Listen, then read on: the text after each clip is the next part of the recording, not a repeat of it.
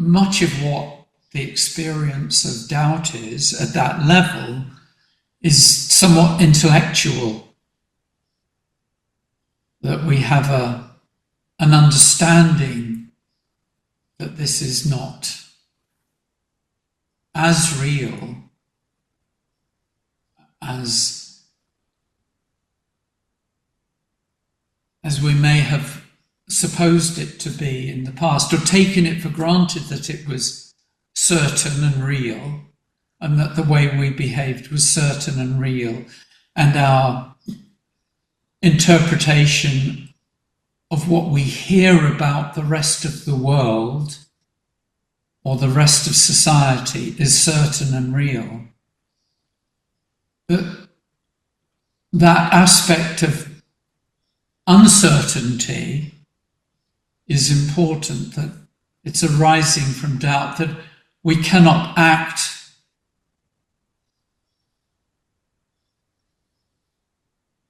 without an aspect of doubt, without an aspect of questioning the right and the wrong.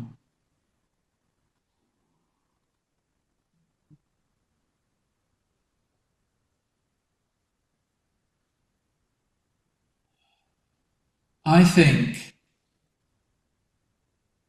that many people who question the world still are emphasizing that aspect of intellectual consideration of the nature of reality, and that therefore the way they are, the way they live, and so forth, without the balance of that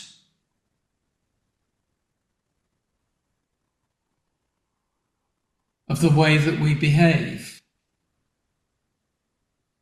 and the in a sense the lack of training to observe the way in which the components of this storyline, this composition of reality, are very clear within a whole practice. And it's very different to just maintaining an intellectual understanding. So the relationship between the intellect and the observation of that, the feedback we're getting about this, the carcass within which that intellectual understanding is taking place,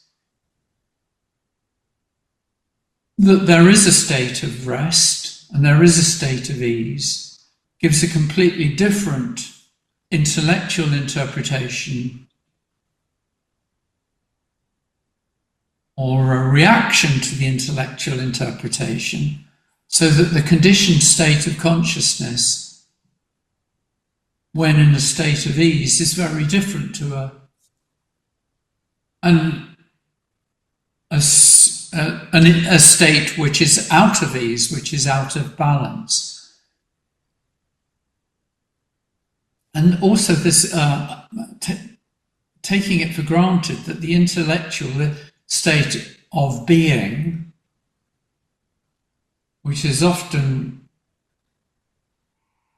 completely out of balance, it's usually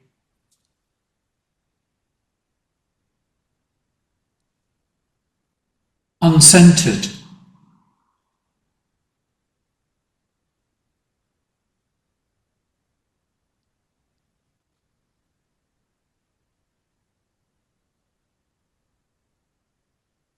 So this balanced relationship between the quality of the physical activity of the body and the emotional activity of the body, which is a compound of physical events, breath events, So not so much a static state, but the state of activity of the body connected to the way that thinking is triggering further events, usually to sustain whatever pattern is going on. And you can't approach that just by thinking about it,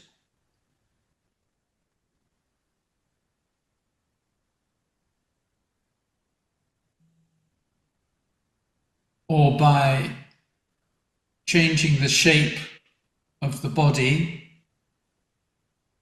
or the activity of the body, or the environment. It is a composition of the whole.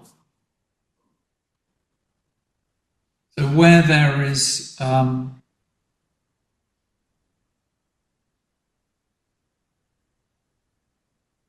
it's almost like it has to be an obsession,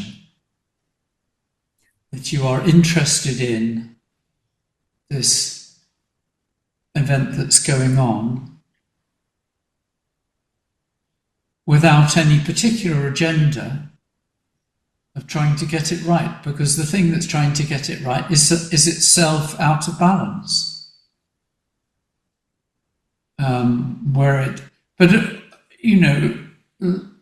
The whole moves ahead. For instance, the aspect of relationship to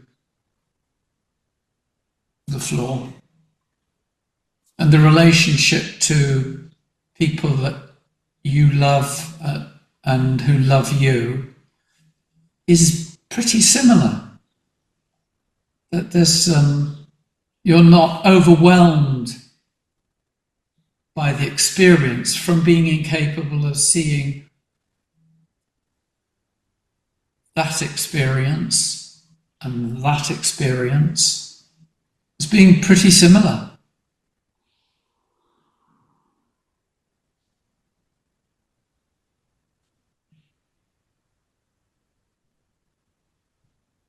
But if the agenda with the experience towards people that you have an entanglement with, where there are all sorts of mixed agendas going on,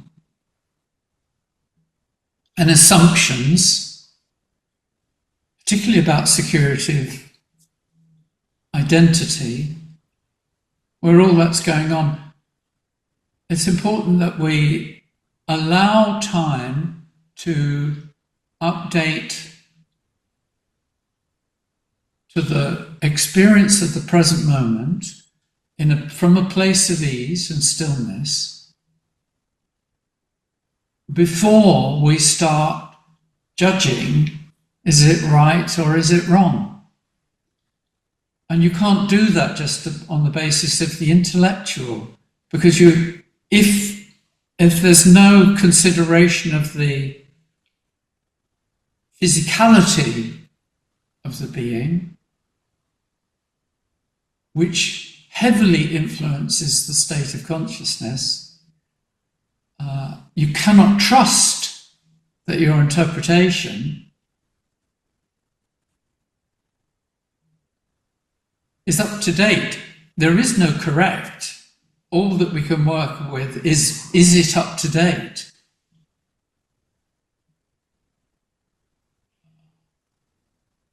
So the way that you're experiencing interaction with others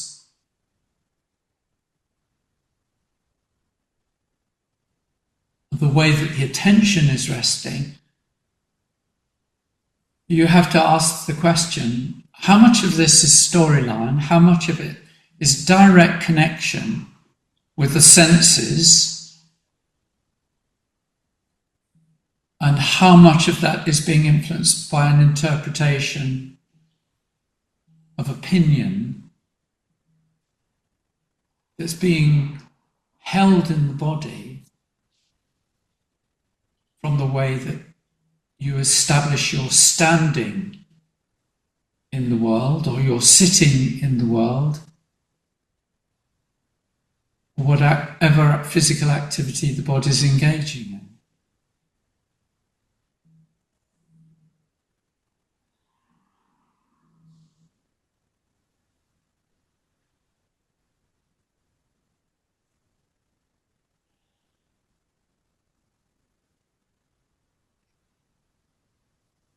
So this aspect of uncertainty is helpful. You don't have to try to work it out. But I think it is important that you maintain that. The fact that you can't work it out doesn't mean that you don't allow that uncertainty to continue, but rather recognize it as a trusted friend.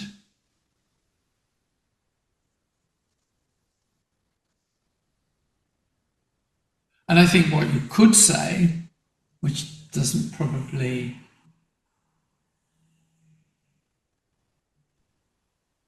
relate to your idea of yourself, or doesn't need to, is that without some practice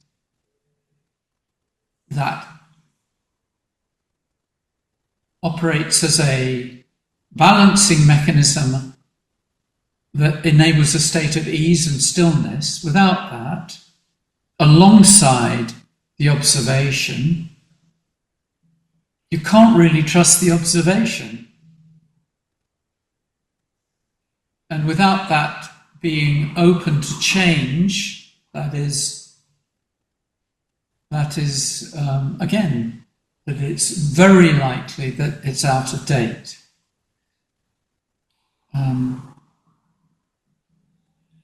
I watch with interest, and I can see there the aspect of form being very valuable. So simple things like, I made it very clear that I think where physical practice begins, what does it begin with? But if initially you've been introduced to practice in a different way, it's very difficult to steer the practice back to, oh, no, we don't start there, we start there. That's the place, that's the origin, that's the place that the physical exercises begin. And that every time that your body is moving, that you are working as up to date as you can possibly be with the information that you have about the patterns within you where you have blind spots. Not to ignore them and to question them, to observe the way that the body is operating, to observe the imbalances, to observe where the weight tends to prioritize itself to be. These things do point to blind spots of where a lack of ease is a point where your sense of your own identity and security rest, and that's a constant state of agitation which is disturbing and influencing your capacity to be as up to date as you can be.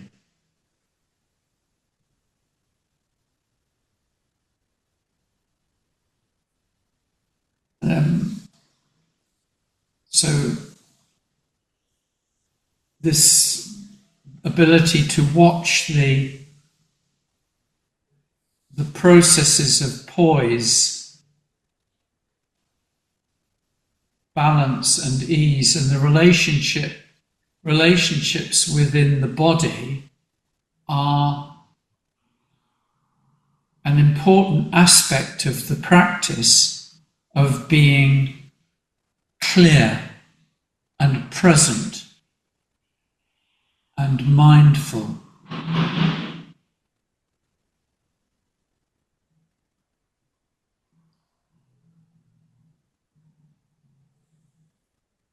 Not just to make you a better person, but really about understand that ability to take that uncertainty to a deeper understanding, stops being about the way you intellectualize the process of consciousness and this phrase, all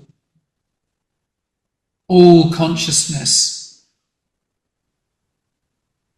And our understanding of the universe is physically based. To take it deeper, we have to allow ourselves to experience reality and the physicality of reality as a point of observation and learning.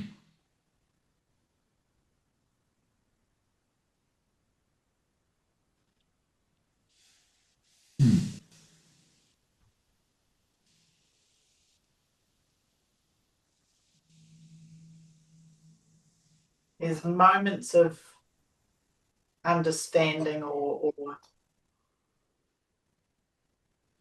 the words have made sense, and then seems to almost slide off.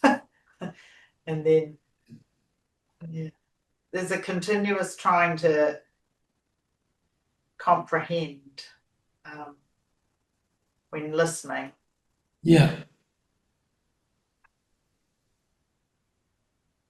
And I think it's a useful part of the way that mind works.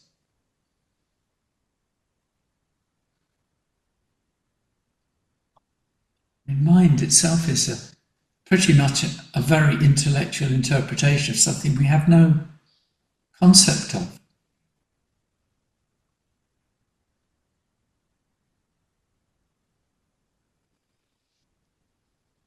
No clarity with. And the uncertainty that we experience is an important aspect of recognition that intellectual and dualistic processes of thinking can't take us all the way, that there has to be a relationship to the experiences which feed our capacity to know that state of sense of organization and connection is important to have our attention upon, rather than just drifting all the time with habitual storylines which haven't been allowed to update because they're never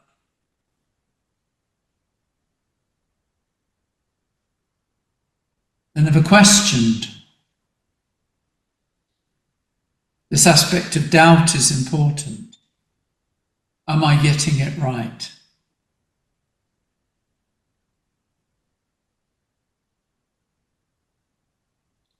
This should be like that. But it's not. It's this.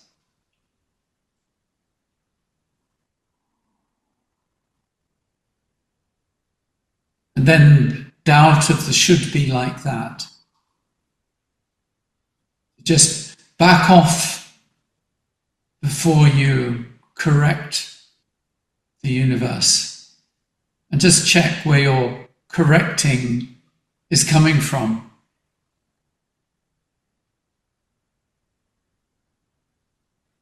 I think what we've learned in the past about naming, that has kind of fed this answer, wanting to say this is how it is, and so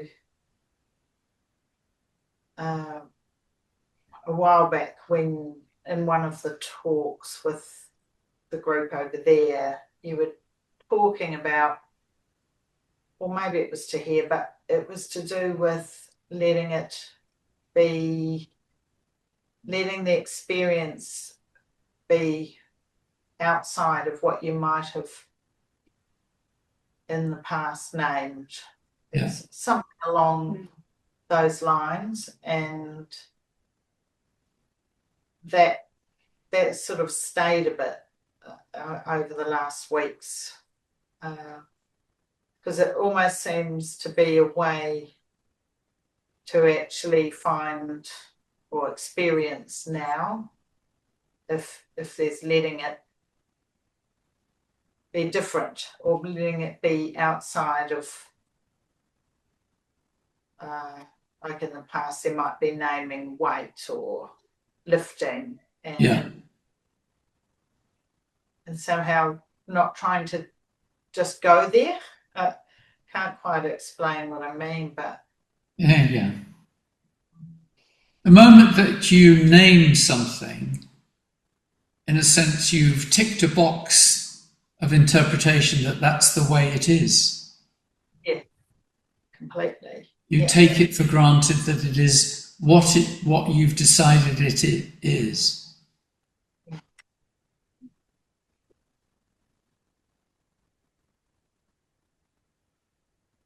But then it's not like we're trying to replace, the old what it was with the new as well. Like, well, it's recognizing that it's a staging post. The function of naming is to pin the attention to the present moment. But there's no certainty involved. The next phase is to that attention that is pinned to the present moment is wordless. Yeah. And that again is an aspect of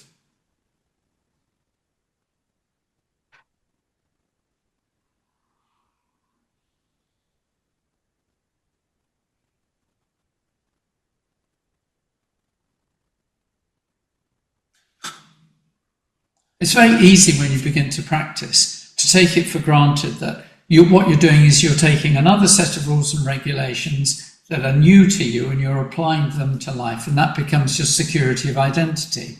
I am grounded. I am centered.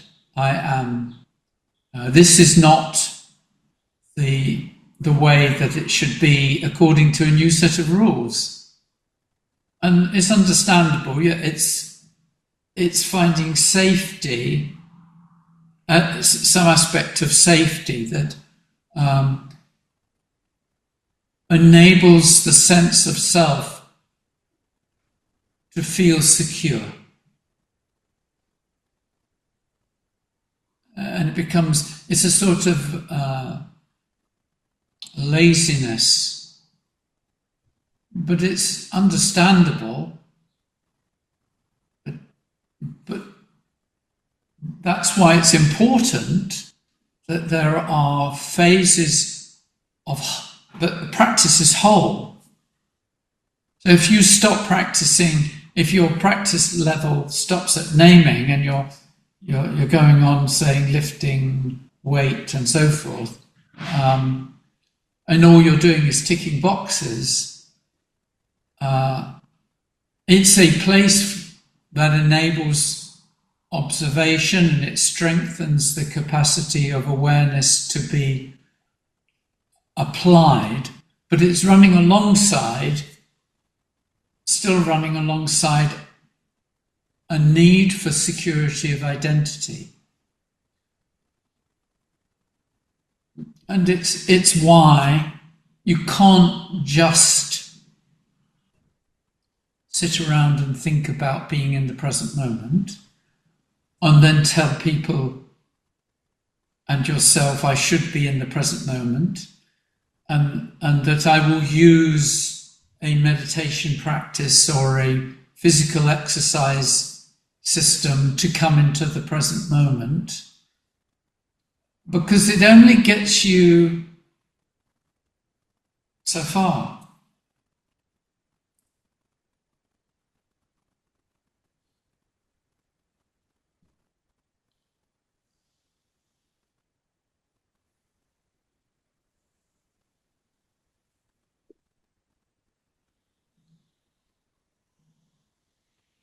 As you expand that capacity to bring your attention to your relationships, as you apply that practice to your relationships, a should and shouldn't is being applied at the same time. Our rules and regulations are what it's still being involved in what I want and what I don't want. Even if it appears that what I want is to be peaceful and in the present moment, it's still a want. It still has an agenda. There is still operating from an agenda, which needs itself to. It doesn't update itself without that application of depth of attention, an observation of the nature of suffering,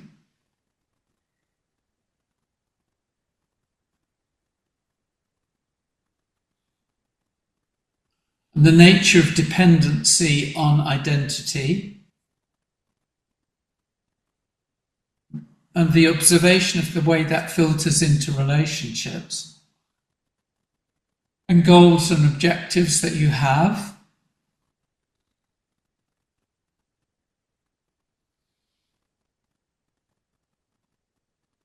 There's an immediate attempt to fix things in the world according to what you think and how you think the world should be, without a pause, a doubt, an uncertainty, and allowing things to change from what you have always assumed to be, which comes down to the sense of things should be like this.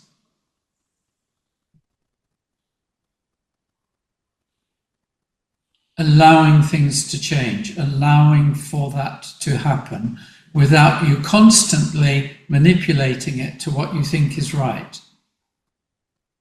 A pause.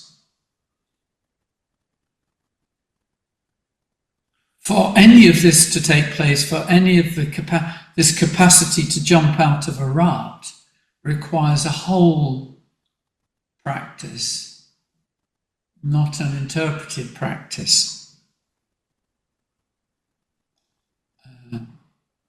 I am aware that people take it for granted that if they can think the thing through, they have no application of practice at a physical level, then I am fairly certain that it's out of date.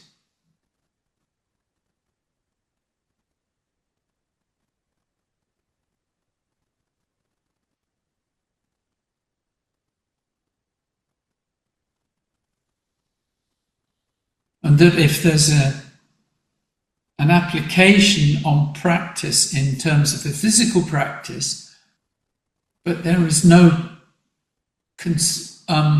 time and energy given to bare attention and clear comprehension, then that practice is out of date.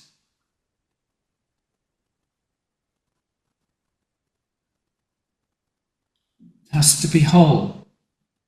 It doesn't work if it's out of date. And observing where the imbalances are is helpful. If all practice is contained within a formal structure and there is no application to the everyday reality, then it's out of date.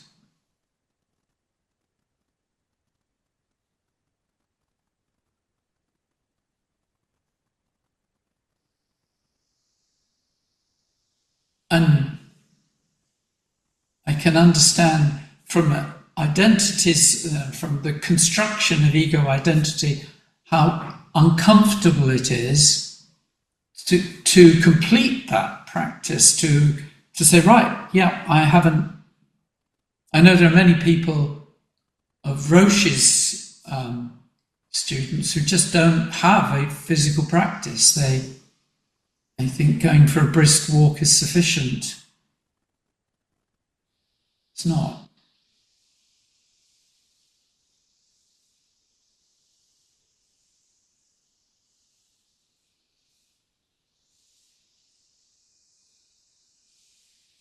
After last week, Yeah, go on.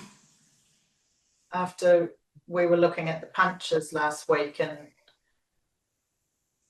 using the trunk for strengthening the core, and certainly at the time there's a lot of ego resistance that night. Yeah. Going home, and for the next few days it sort of lingered, but there was also, well, over time since last Monday, looking at the core and working to feel it and strengthen, but noticing much more awareness of when the back was tightening, the shoulders were tightening. It has, things have shifted. Yeah. It feels, even though there was a resistance to even go there. Yeah. But changing an outlook. It feels like the outlook to what surrounds the body is changing because of doing that.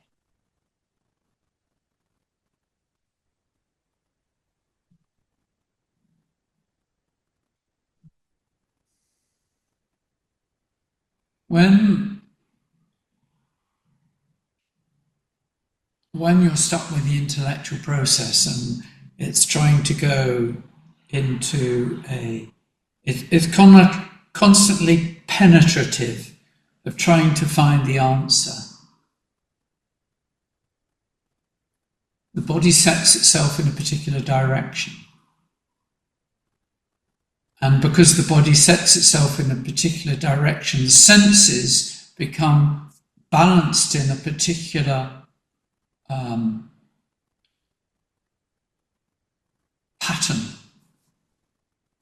There's not that much attention given to certain senses, like maybe the weight of the body, the position that the eyes rest in when there's a focus on an intellectual process is specific.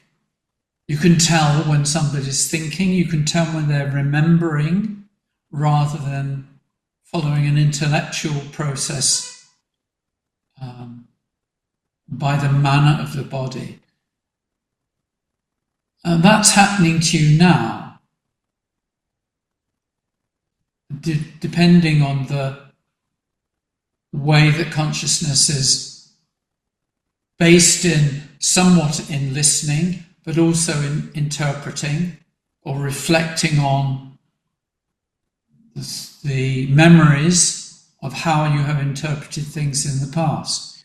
Now, if you let, at the same time as that's going on, you let go of the interpretationing and the thinking and the trying to make sense of it all, and just let it go, so that your senses are no longer based in what you think, but more almost like the way that a jellyfish might experience its universe, globular, so that all the senses are you let go of the application that this sense is feeling and this sense is seeing and this sense is hearing. Let all of that go.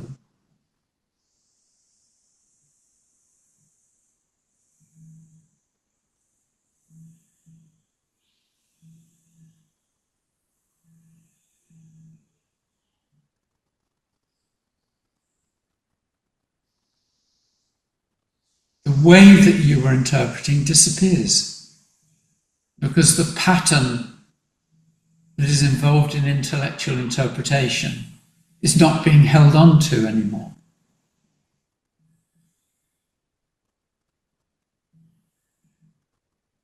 Which leaves room for change. In a sense, it's a bit like making a space so that whatever newness is arriving is allowed in.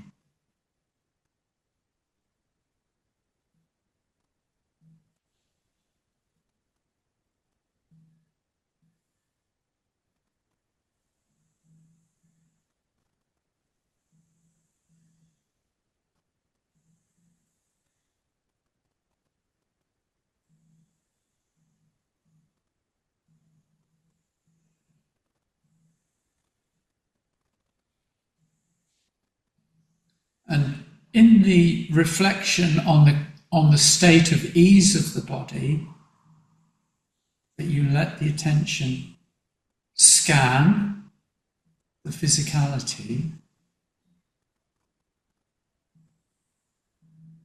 that it happens as a whole rather than the eyes or the forehead looking around the rest of the body.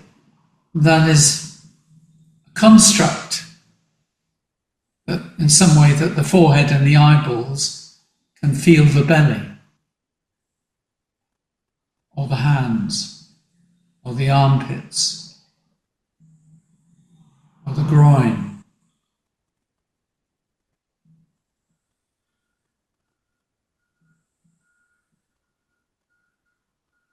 And that rather than searching for the right breath,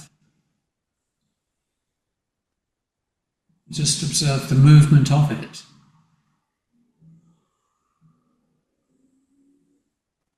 And that you give trust to the following of experience rather than the shaping of experience.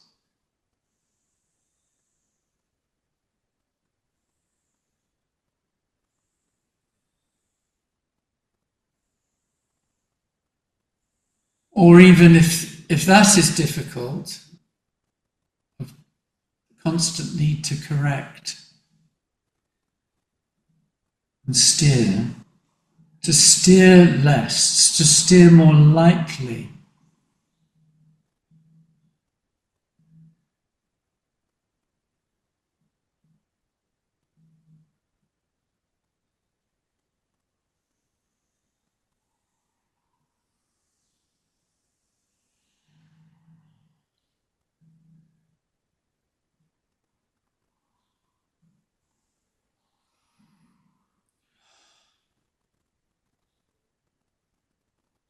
So there is this relationship between formal practice and everyday life,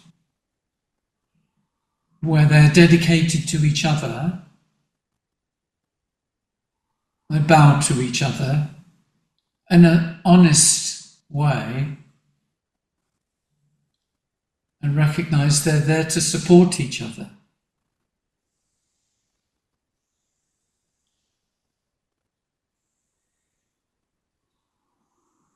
And not just, we consider these things now because this is the time we put aside to do that. You've driven all this way to sit in this room, Hannah. And we've all done something to get here, to this present moment. But in a sense, all of the moments that we experience, as you walk through your door into what you consider yours, You're entering a world of interpretation based on self.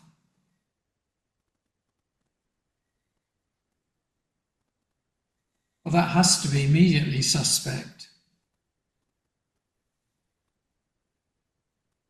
But it deserves just as much consideration, just as much application to the physicality of the event as it does to enter the zendo. And your relationships with people, or in any level of entanglement, a job, my home, my country, my relationships, that all of those aspects deserve application of a complete practice rather than a partial one based on how your ego has survived so far and got away with it and says, well, I do have a practice.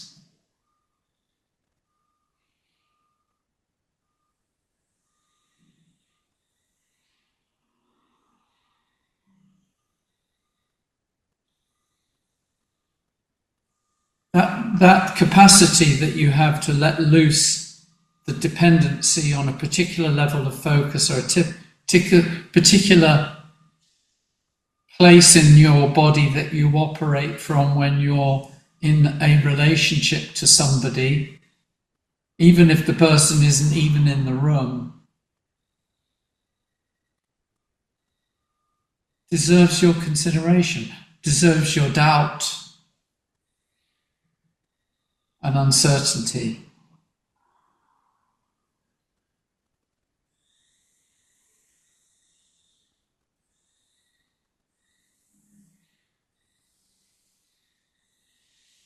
And that thing that you spoke about, the irritation that you experienced when working on muscle groups, just observing oblique activity.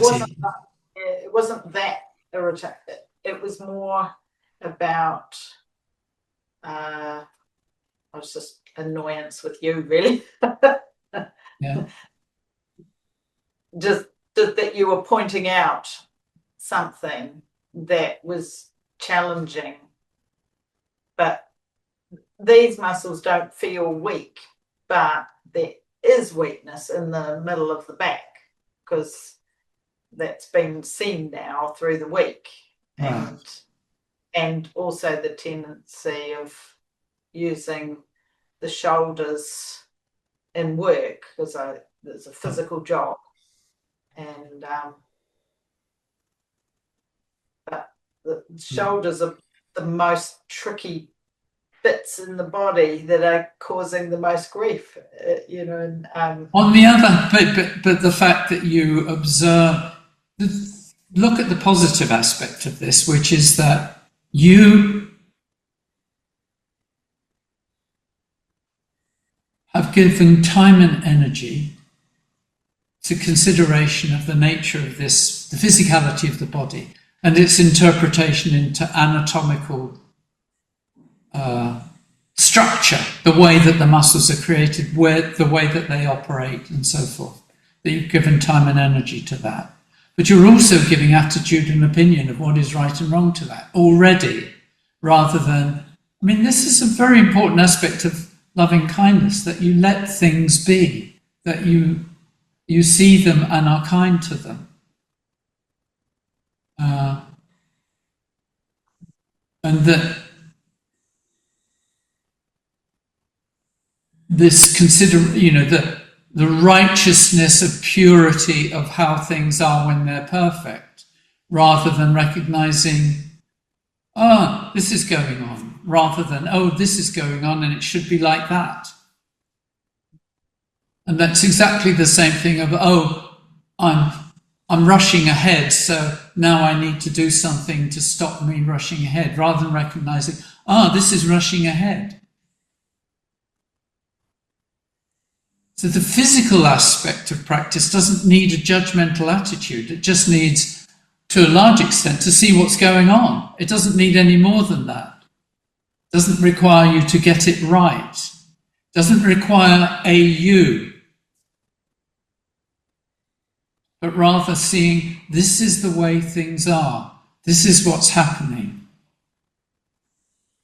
And that can't happen without the application through considerable lengths of time of practice, formal practice, to the point that the conditioning is in you without you even thinking about it. And that the conditioning is up to date without you even thinking about it. You can't spend your life looking behind your back to see whether the muscles are working properly. It has to be conditioned in, and the way to condition it is long periods of boot camp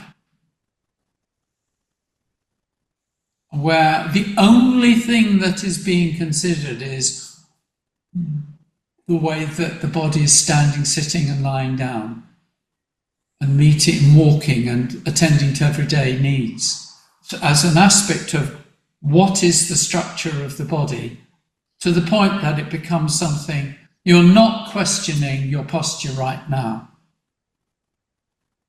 It's taken for granted. So what is being taken for granted needs to be up to date.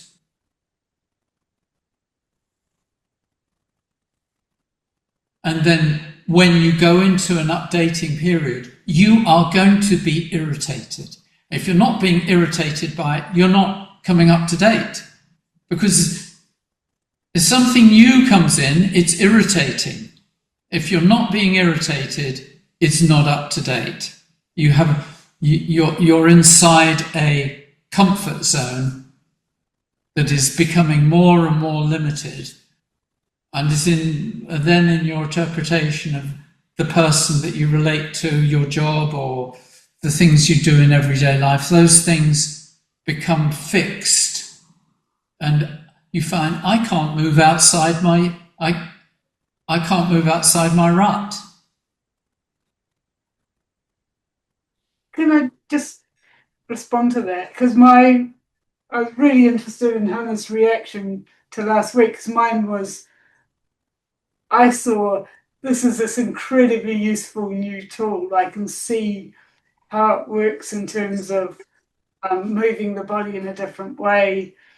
Yeah. Effect having on the low back, that for the first time ever, I could see that my punches weren't perfect, but I could see the effect just by putting attention into the obliques.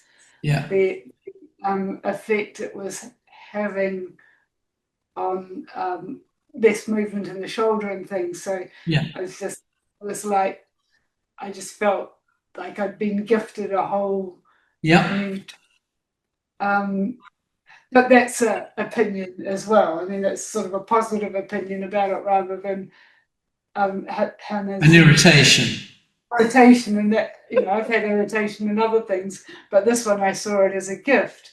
Yeah. But so I'm interested in that because there wasn't an irritation that was moved. I felt like there was the possibility of change happening. Like I was, and how, like you were talking about boot camp.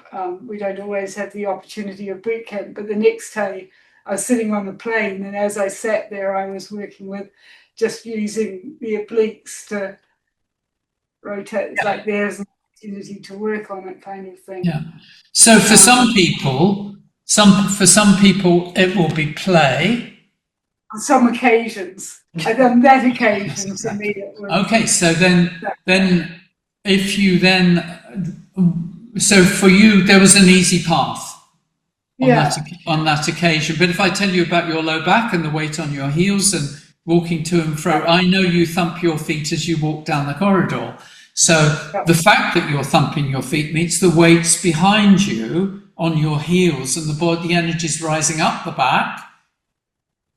That, to change that, is a pattern where your ego identity is established and it's much more difficult to change. So it's where, yes, I mean, one of the valuable things that Hannah can take from this is, Coralie seems to be able to do it through play. Maybe I'll play a bit more rather than judge a bit more. But you may find there are other areas where you're judging a bit more rather than playing a bit more. So absolutely, I meant that's what I was meaning, and that, but that particular occasion, that's what that was how it came to me, was, I can see how this works and how it can help me, as opposed to that it really felt like I'd been taught a new skill. But getting to this point where your capacity to observe that consciousness is dramatically affected by the physical condition of the condition of the body, the placing and the state of the physical base, the fact that you take that for granted is huge. It gives you a huge level of trust, where other people have not the capacity to interpret it in that way at all. So they're thrown back on, well, I can only work this out intellectually or shape the world in order that it fits my expectations. So that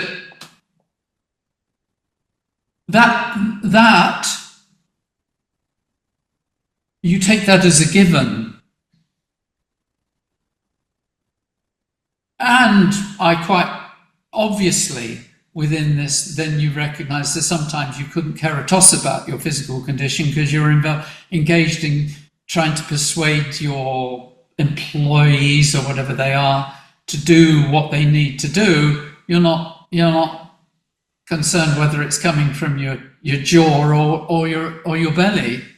You're just getting on with it, and it's recognizing, hang on, let's change this.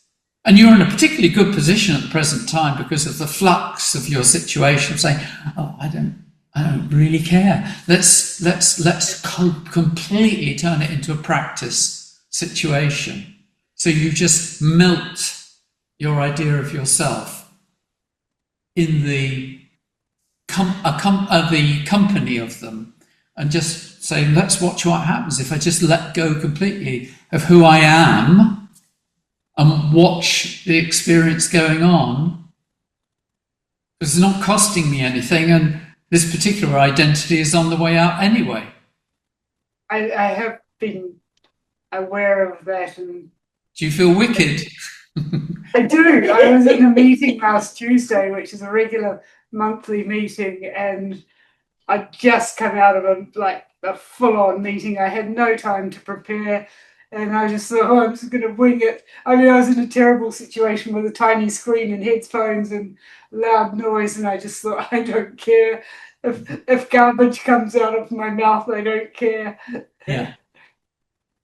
And that's play. That's your capacity to play. And so long as we keep alive this a very important aspect, that we play with a practice and the way that our life is, without any particularly strong agenda to reinforce who I am or the judgments of the way we think things should be, then we have a much more likely relationship to newness and allowing things to change and continuing to grow. Then we remain interested in our life. Practice, in that sense, the difference between practice and everyday life disappears because they're both the same thing. But we see sometimes I'm doing this and sometimes I'm doing that. But the application to wonder and joy isn't dependent on self of getting things right the way they should be, and no particular recognizing, oh, I can play with my work. Okay, let's play with relationship. Let's see how that goes. Let's watch and see and learn rather than try to please people, be nice, or get what I want, or whatever it is.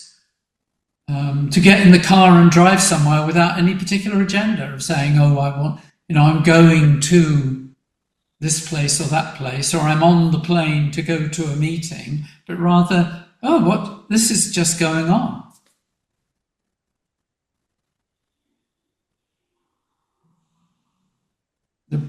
Suddenly the capacity to break free of the way you think things should be, of getting out of date and old, has gone.